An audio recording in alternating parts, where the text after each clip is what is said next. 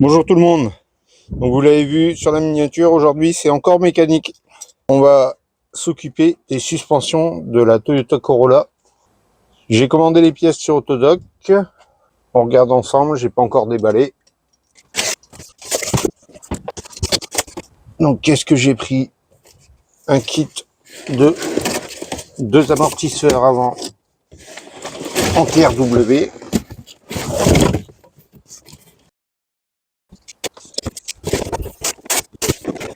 Voilà la bête.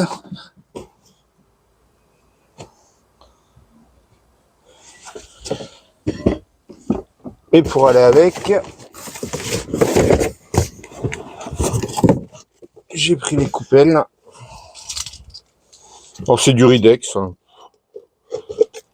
La voiture, elle a pratiquement 350 000 km. C'est pas que je doute de son espérance de vie, mais je fais plus de gros frais en mettant des pièces très chères dedans. Les amortisseurs, j'en ai eu pour moins de 75 €. Et avec les 2 coupelles, je suis à moins de 140 €. Décidément, ils ont mis du scotch partout.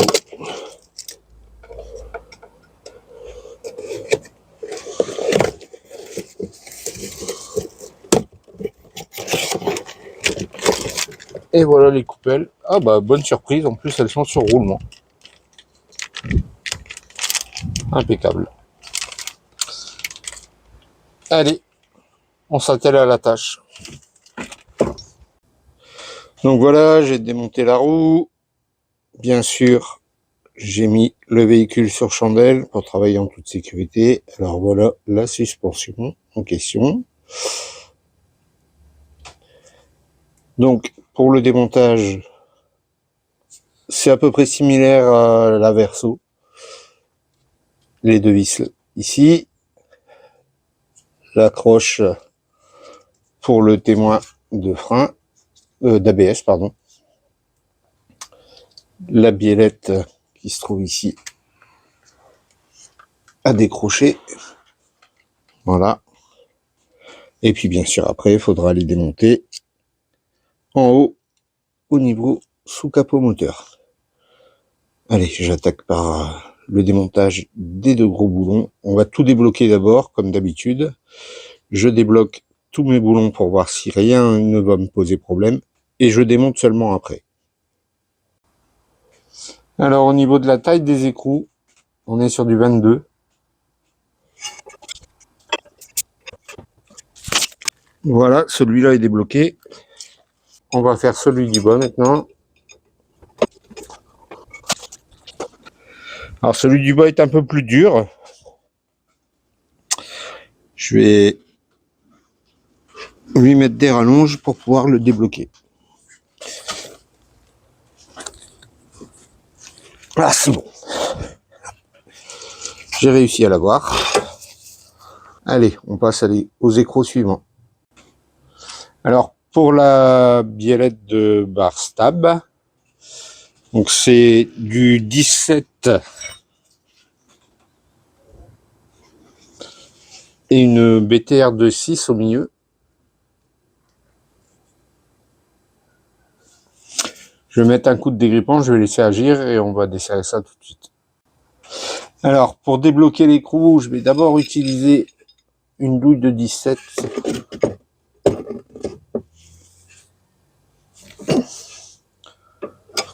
Voilà. Au moins là, c'est débloqué. Et je vais voir maintenant si à la clé. Donc à la clé, ça tourne, c'est normal. On va lui mettre la BTR pour l'empêcher de tourner.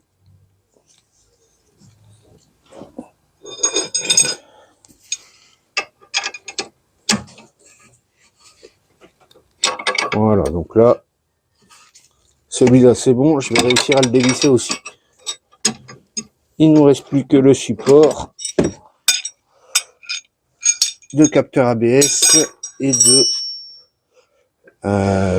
flexible de frein à démonter. Et ce sera tout pour le bas, il n'y aura plus qu'après à enlever les vis. Alors j'espère que ça va pas scintiller. Apparemment ça scintille pas pendant que je filme. Je vous ai mis plus de lumière parce que pour le support, en fait l'écrou il se trouve ici, complètement derrière. Donc j'ai mis un coup, tant que j'avais le dégrippant dans les mains, j'en ai mis un coup sur cet écrou là aussi. On va regarder pour dévisser ça, donc ça doit être du 13 à vue d'œil.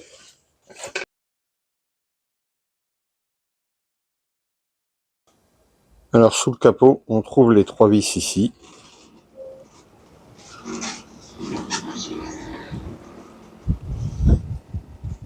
Et donc là, j'ai vérifié avant, c'est du 12. Dans le bon sens, ça ira mieux. Du 12. Alors, je vais débloquer ces 3 vis.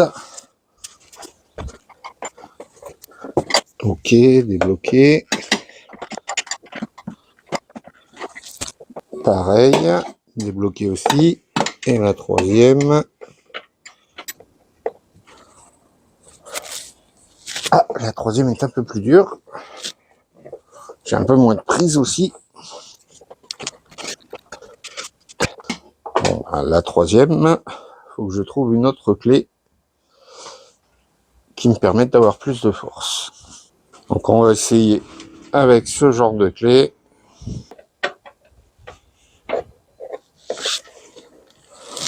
Ah voilà.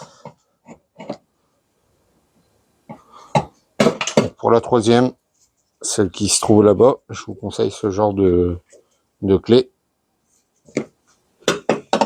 Clé à œil.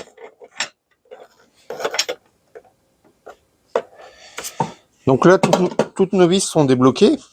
Et je vais les enlever complètement. Comme ça, quand je vais démonter en bas, je pourrai avoir la suspension directement dans les mains. Alors voilà, j'ai démonté les écrous complets, avec celui derrière également. Donc on va enlever les pattes. Voilà. Alors pour la biellette de barre stabilisatrice, je vais essayer de vous montrer. En fait, on voit qu'elle est sous tension. Elle est inclinée comme ça. Elle n'est pas bien droite. Donc on va pas pouvoir la retirer comme ça. Alors ce que j'ai fait, c'est qu'au niveau de la biellette inférieure, je suis venu positionner mon cric pour pouvoir relever l'ensemble et supprimer la tension qu'il y a sur la biellette. Donc je lève le cric doucement. Et vous allez voir, hop, on l'a vu bouger ici. Et maintenant, elle sort toute seule. Alors maintenant, il ne nous reste plus que ces 2 tiges à enlever. Par contre, quand vous allez enlever les tiges, faites attention, l'ensemble risque de basculer et vous pouvez sortir le cardan. Donc il faut bien maintenir le disque pour l'empêcher de basculer. Parce que s'il bascule, vous allez tirer votre cardan, vous allez perdre de l'huile de boîte. Il faudra compléter donc le niveau dans la boîte de vitesse. Donc je vais d'abord commencer par enlever celle du bas. Donc celle-là, pas de souci, elle n'est pas sous tension, elle vient toute seule. Si jamais c'est plus dur à enlever, utilisez un chasse. Là, j'avais vu qu'elle n'était pas sous tension, donc j'ai pu taper dessus avec le marteau. Mais là, avec un chasse, je vais taper au milieu, je vais pas taper sur le bord ici, et pas risquer d'abîmer le filetage. Allez, c'est parti. Par contre, je vais maintenir ça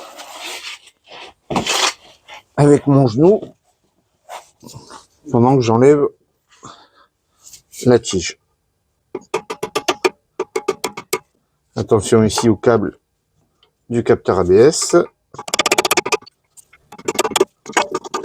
Voilà, donc là, la suspension a baissé.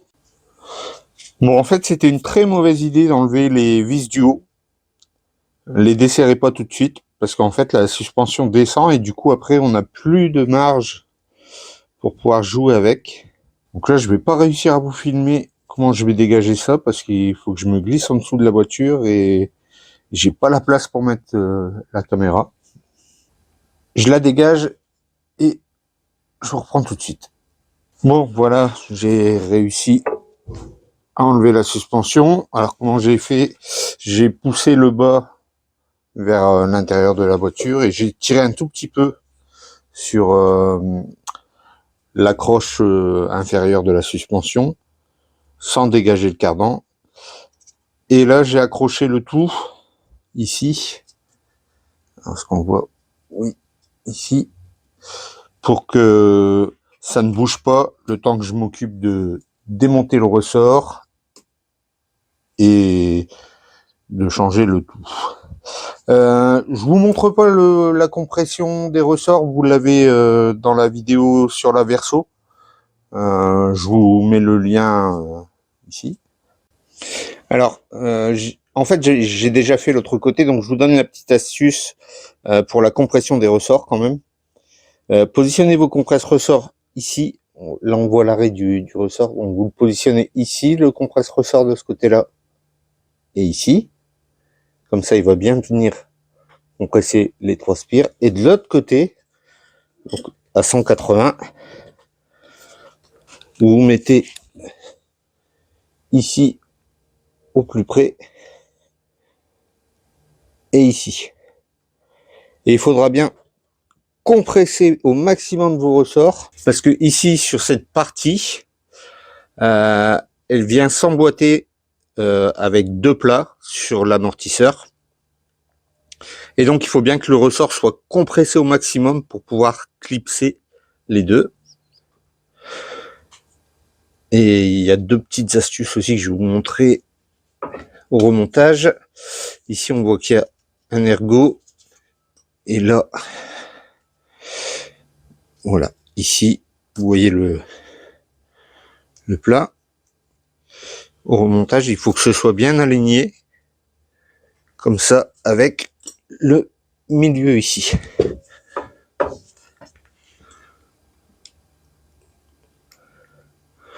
Que ce soit aligné ici. Et jusque là ici. Voilà. Que ces deux points là soient bien alignés quand vous remontez. Et bien sûr, hein, ici en bas, pensez à bien vérifier que vous positionnez bien vos ressorts. Le petit ergot ici et là. Allez, je rassemble tout ça. Alors pour le réassemblage, je vous montre deux trois petits points à vérifier. Ici on a une butée, on voit bien. Sur le caoutchouc, on retrouve le caoutchouc du ressort, on retrouve la même butée. Il faut bien sûr les aligner. Au niveau du ressort,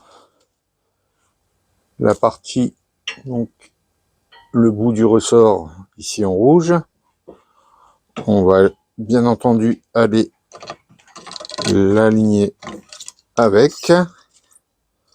Donc là, je pense que vous voyez rien. Oui, c'est le cas. Bon, faut bien mettre le bout rouge au niveau de la butée pour que votre ressort soit bien bloqué. Ensuite, une fois qu'on a mis le ressort, on arrive à la partie supérieure. Ici, vous voyez sur la partie supérieure, je vous en parlais tout à l'heure, il y a des plats, là et là. Donc les plats, il faut bien les aligner avec le bas ici. Parce que sur la partie supérieure du maintien de ressort, voilà, on a deux plats. Et ici, le petit creux. Donc le petit creux vers l'avant, ici, aligné entre les deux. Et clipsé. Voilà. Hop. Ici, il est bien clipsé dedans. Ça empêche, en fait, comme ça, votre tige va être solidaire du ressort. Et vous pourrez faire le serrage. Bien sûr, juste au-dessus de ça, Viens la couper là. Voilà. Alors je réassemble le tout et je reprends tout de suite après.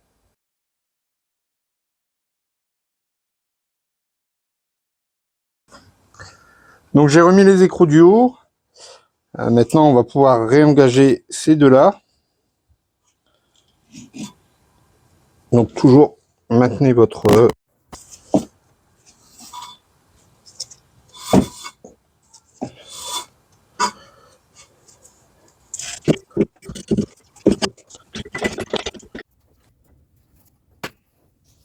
Alors pensez bien à remettre vos vis dans ce sens-là, dans le sens de la marche.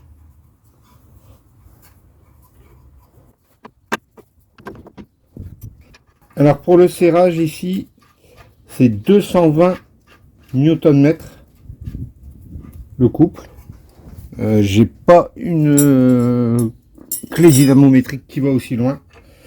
Donc je vais serrer ça avec des rallonges.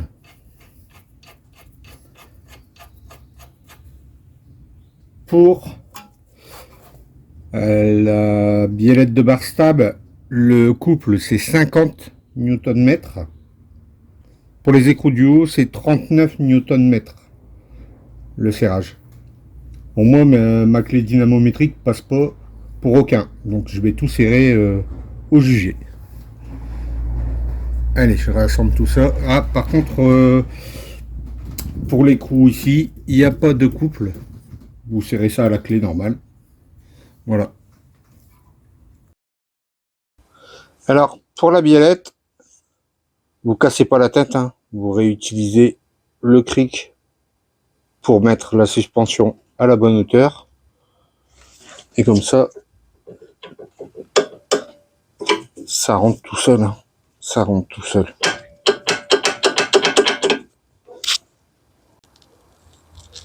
Alors pour remettre ici, la seule petite chose à voir, c'est que vous avez un petit ergot ici, là, qui vient bien se mettre juste ici.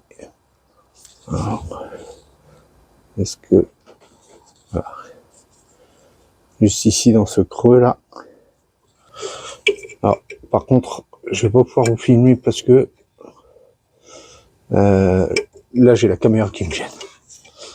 Donc ici dans ce creux et dans ce trou là, ces deux petits morceaux là.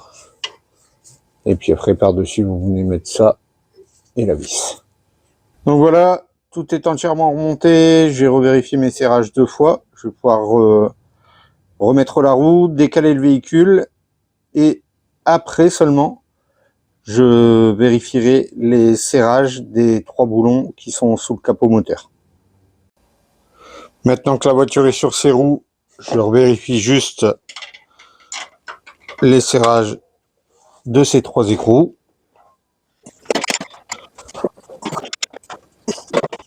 C'est ok. Voilà, remontage terminé, on est en plein essai routier. Donc la voiture se comporte bien, c'est parfait. J'espère que cette vidéo vous a plu, qu'elle aura pu vous aider. Si c'est le cas, n'oubliez pas, mettez un petit pouce, abonnez-vous et je vous dis à bientôt pour de nouvelles vidéos.